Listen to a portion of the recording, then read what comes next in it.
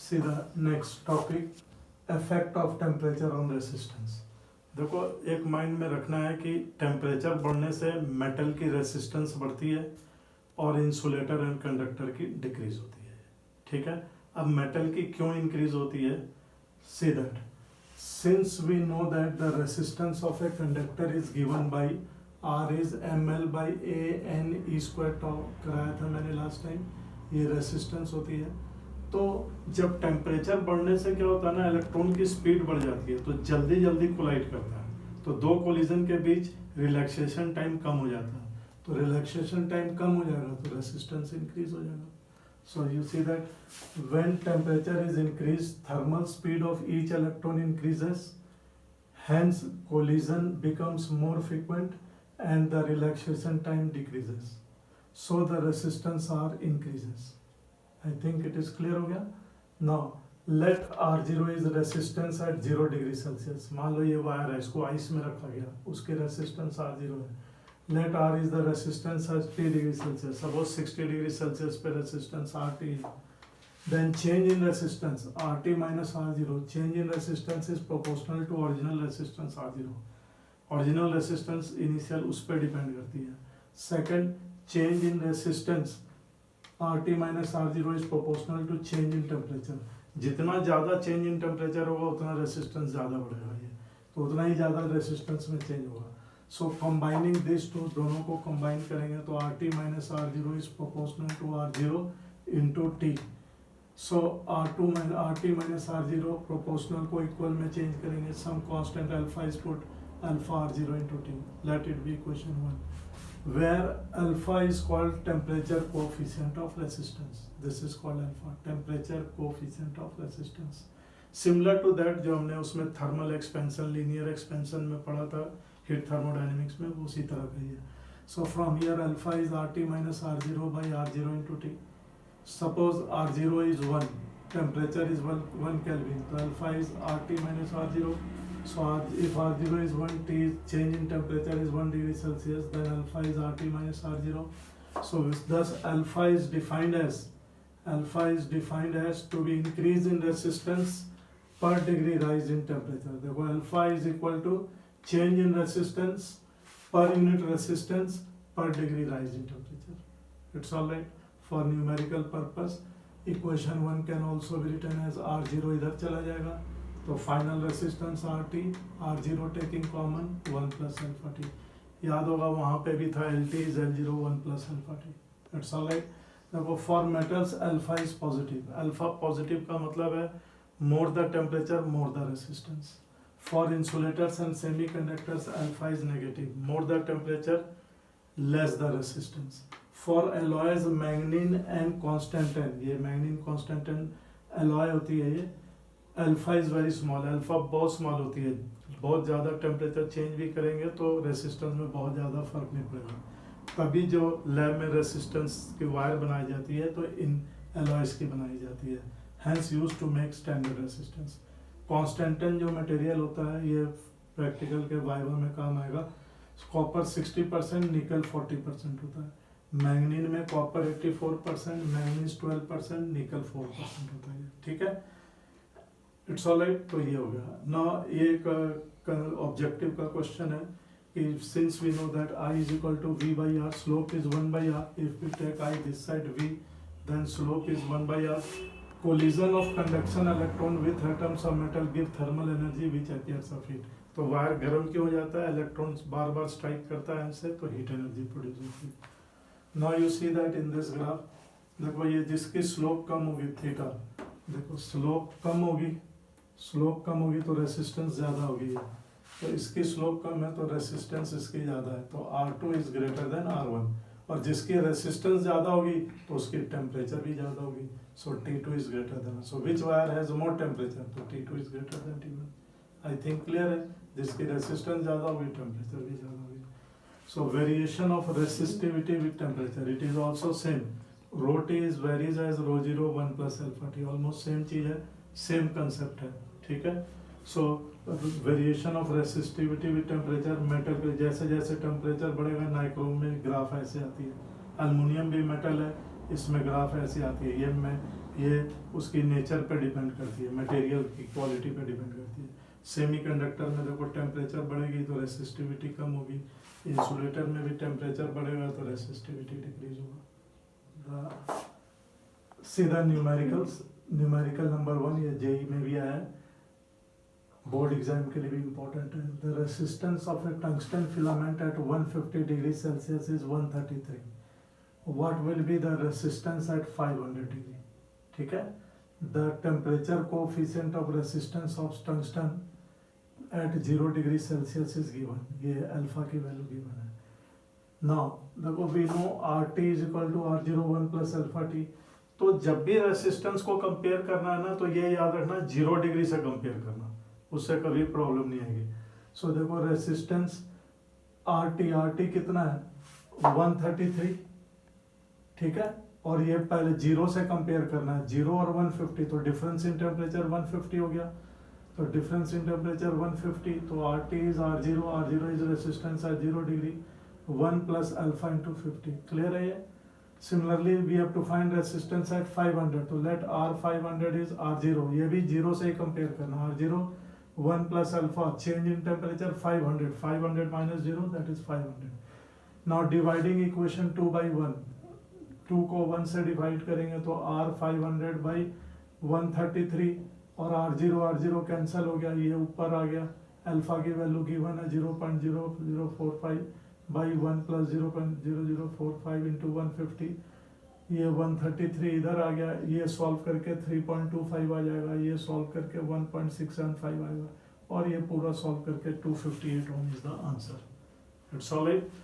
Now next see that this question, competitive question, the resistance of a wire at temperature T degree Celsius is R is equal to R01 plus AT plus BT square. ठीक है, ये temperature से vary कर रही है according to this, where R0 is the resistance at 0 degree Celsius, find temperature coefficient of resistance at temperature T। ठीक है, देखो हम ऐसे भी लिख सकते हैं, ये डिफरेंशियल फॉर्म में लिखना हो ना ये, तो since dr is alpha R dt, dr change in resistance RT minus R0, ये R0 R है, ये अल्फा है, चेंज इन टेम्परेचर dt, तो alpha is also written as 1 by R dr by dt। So applying this alpha 1 by R dr by dt, 1 by R, and what is R? R is this one, so 1 by this value into differentiation of this, so इसके differentiation R0 तो constant as it is, तो 1 का 0, AT की differentiation A plus 2BT, ठीक है, so alpha comes out to be A plus 2BT by this, so this being the answer। It's all right। Next, very easy, that you have studied in class 10 also, resistance in series। So therefore R1, R2, R3 are the resistance in series. In series the current remains same but voltage drops, so current I flowing through this will remain same but voltage drops, so V is equal to V1, so in series the current remains same through each resistance but the potential drops as shown in figure, so V is V1 plus V2 plus V3, Ohm's law, V is IR, this will be IR1 plus IR2 plus IR3, I cancel हो गया, R is R1 plus R2 plus R3, ये एक shortcut भी है, V1 is to V2 is to V3 is R1 is to R2 is to R3, जिसकी resistance ज़्यादा होगी उसमें वोल्टेज ड्रॉप ज़्यादा होगी इन सीरीज में। Next, resistance in parallel, so you see that 3 resistance are connected in parallel, in parallel the current distribute I1, I2, I3, this is voltage, so see that voltage remains constant, इसके across भी V है, इसके across भी V है, इसके across भी V है, but current distributes, so in parallel the potential difference across each resistance remains same but current distributes, so I is I1 plus I2 plus I3, R is the equivalent resistance, applying Ohm's law, I is V by R is equal to V by R1 plus V by R2 plus V by R3, V cancels also, 1 by R is 1 by R1 plus 1 by R2 plus 1 by R3, this is the derivation for numerical shortcut points। ये दो resistance R1 R2 parallel है, ये आई जाएगा तो current I1 है, इधर से I2 है, तो ये कितना करंट जाएगा I1, देखो I1 विल बी IR2, देखो ये शॉर्टकट है, I1 लेना है तो IR2 by R1 plus R2, अगर I2 फाइंड करना है then IR1 by R1 plus R2, capacitor में उल्टा था ये पहले कराया हुआ है। Now if two resistance are in parallel, the equivalent resistance will be R1 R2 by R1 plus R2, Now if n equal resistance and parallel, then radius is r by n. अगर कोई 10 ओम resistance है और 5 parallel में तो 10 by 5 तो 2 हो जाएगा, ठीक है. And current in a resistor is inversely proportional to resistance. Current is inversely proportional to resistance in parallel. कहने का ये मतलब है जिसकी ज्यादा रेसिस्टेंस होगी उधर से कम करंट जाएगा क्योंकि रेसिस्ट ज्यादा करेगा, तो जिसकी ज्यादा रेसिस्टेंस होगी उससे करंट कम जाएगा. तो दिस इज द मीनिंग. तो I think it is clear. Numericals on series and parallel. देखो ये लास्ट ईयर जेई 2019 के एक पेपर में था ये कि a uniform metallic wire has a resistance of 18 ohm and in bent into an equilateral triangle. Then the resistance between any two vertices of the triangle is 8 ohm, 12, 4 and 2. So see this. ये wire था उसको एक equilateral triangle में bend कर दिया गया, तो 6, 6, 6 ये क्लोज सर्किट में तीनों सीरीज में था 18 में. अब लेकिन दो पॉइंट के अक्रॉस निकालना है, ए एंड बी के अक्रॉस रेसिस्टेंस निकालना है, ठीक है कि नहीं.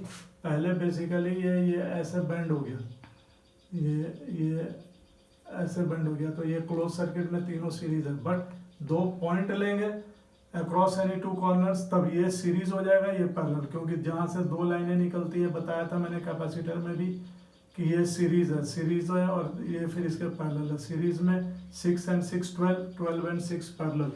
सो equivalent resistance is 12 into 6 by 12 plus 6 72 by 18 4 ohm. So very easy question which was asked last year. ये हो गया. Now see some more questions.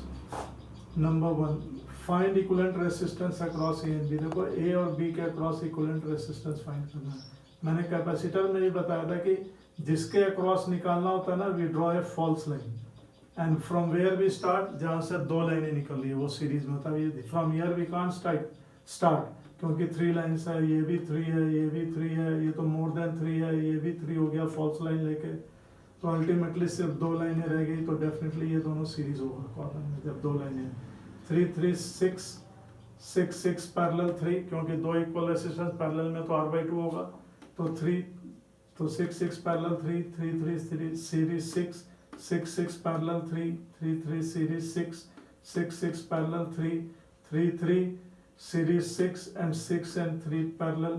तो 18/9 2 ohm is the answer. ये आंसर हो गया.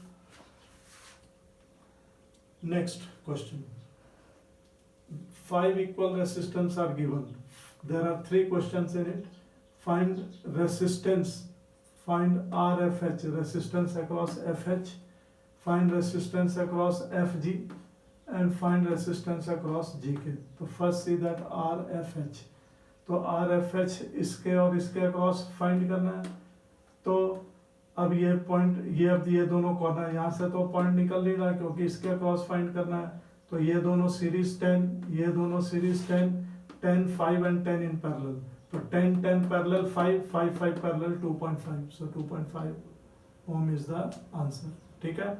Now RFG, FG के अक्रॉस निकालना है. जब इसके अक्रॉस निकालना है तो यहाँ से अब दो लाइनें निकल रही हैं, 5, 5 सीरीज 10, ये इसके पैरेलल हो जाएगा, फिर ये इसके सीरीज हो जाएगा और ये इसके पैरेलल होगा. ये सॉल्व करना, ये आंसर 3.125 ohm आ जाएगा. नाउ आर जी के इसके अक्रॉस निकालना, ये मैंने उसमें भी कराया था. अब ये केस बैलेंस व्हीटस्टोन ब्रिज का, P/Q इज R/S.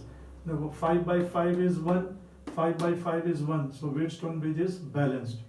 बैलेंस्ड होने की वजह से ये मीनिंगलेस है. ये वायर को रिमूव भी कर देंगे, there will no effect in the answer. So ये रिमूव कर देंगे. जैसे ये वायर हट गया तो अब दो लाइनें रह गई, 5 and 5 series 10, 5 and 5 series 10, 10, 10 parallel 5 हो गया. It's alright. Next type question. Find equivalent resistance across AB. You have to find RAB. इसके across निकालना है. तो we can draw a false line. तो देखो अब ये false line draw करना है, यहाँ से start कर नहीं सकते. false line लेके 3 लाइनें हो गई. बट यहाँ पे देखो ये दोनों पैरेलल है, तो पैरेलल में कितना हो गया, 100 into 25 by 100 plus 25. So ये 2500 by 125, that is 20. These two are in parallel, 20, 20 and 100 series, 120, 120 and 120 parallel, 60, 60 और 100 series, 160, 160 and 40 in parallel. So 160 R1 R2 by R1 plus R2. So 160 into 40 by 200. So ये दो zero cancel हो गया, 64 by 2, 32 ohm is the answer. I think it is clear. Next question. Find the resistance. Again you see that here find R, B, C. Resistance across BC. So you see that यहाँ पे कोई resistance नहीं होने की वजह से एक and एक पॉइंट पे, दूसरा एंड दूसरे पॉइंट पे, तो ये दोनों पैरेलल है, R by 2. These two are in parallel, R by 2. Similarly these two are in parallel, R by 2. Now we have to find resistance across BC, so we can draw a false line. Now ये these two are in series, R हो गया, and R is in parallel with R by 2. So R into R by 2 divided by R plus R by 2. So it is R square by 2. 3R by 2. Solve करके R dash is R by 3. So this is the answer. Next question. Find RAB, equivalent resistance across AB when key K is open. ये जब switch open है, and when key K is closed. So when switch K is closed. So see that. First case, when key K is open, जब इसको open कर देंगे तो current इधर से निकलेगा, इधर से निकलेगा, इधर से तो जाएगा ही नहीं. तो these two are in series 5 and ये series 5 parallel 2.5 is the answer. Now when switch is closed, तब ये point इससे connected है, ये इससे, तो ये ऐसे हो जाएगा 2 और 3 ये. Similarly 3 and 2, these 2 are in parallel, this is in parallel. So in parallel 6 by 5 1.2, 6 by 5 1.2, and these two will be in series. The answer is 2.4. See some of the problems of common potential. ये capacitor में भी we have done it कि find equivalent resistance across A and B. ठीक है, find RAB. देखो यहाँ resistance नहीं है, यहाँ नहीं है, इसके नहीं होने से ये पॉइंट यहाँ जुड़ा है, ये यहाँ जुड़ा है, तो this two are in parallel. और सिमिलरली ये इससे जुड़ा है, ये दोनों पैरेलल है, फिर ये दोनों सीरीज हो जाएगा, और फिर तीनों पैरेलल. तो ये सॉल्व करके ट्राई करना. 4/3 ohm is the answer. Next question ये पास जेई में आया. ये 6 वोल्ट की बैटरी है, 2 ohm 6 3 1.5. Find the current drawn from it. तो ohm's law I is V by R, V given है, इसकी R फाइंड कर लेते हैं. देखो there is no resistance here, तो यहाँ से यहाँ पोटेंशियल कॉमन है, तो it means 2 and 6 are in parallel. तो 2 and 6 are in parallel. 6 into 12 by 8, तो 12 by 8 1.5 हो गया. ये दोनों मिला के 1.5 1.5 and 1.5 इन सीरीज 3 हो गया. 3 and 3 इन पैरेलल 1.5 हो गया. तो current I is equal to 6 by 1.5, 4 ampere is the answer. It's all right. Next, this type question we have done in capacitor. ये मैंने बताया था, ये पॉइंट कॉमन पोटेंशियल हो जाता है. If we draw a line mirror type, तो R की इमेज ये R हो गया, इसकी इमेज यहाँ है, इसकी इमेज यहाँ है, ये R by 2 में डिवाइड हो गया, इसकी इमेज यहाँ. Then this point is called common potential. If we remove it, तो आंसर में कोई changes नहीं आएगा. तो if we remove it, there will be no change in the answer. तो जैसे ये रिमूव करेंगे तो अब ये दोनों सीरीज हो गया, R by 2, ये पैरेलल हो गया, all the 3 in series, और ये दोनों series, and then both are parallel. So solve कर लेना. RAB is 8R by 7 will be the answer. Next question number 9. This is the diagram AB. ये 12 ohm, 6 ohm, 30, 15, 10 and 8 ohm. Voltage drop across this is given 48 volt. ठीक है. तो what we have to find number 1 current I. कि I current कितना होगा ये number 1, कि ये have to find the value of current I find करना. Let it, this is I. Potential difference across 8 ohm. What is the potential difference across 8 ohm? इसके across voltage. Number 3, potential difference across 10 ohm. इसके across 10 ohm. And potential difference from A to B. It's all right. First of all we will calculate current I. These two are in parallel. तो parallel में 12 into 6 72 by 18, तो ये आ गया 4 हो गया.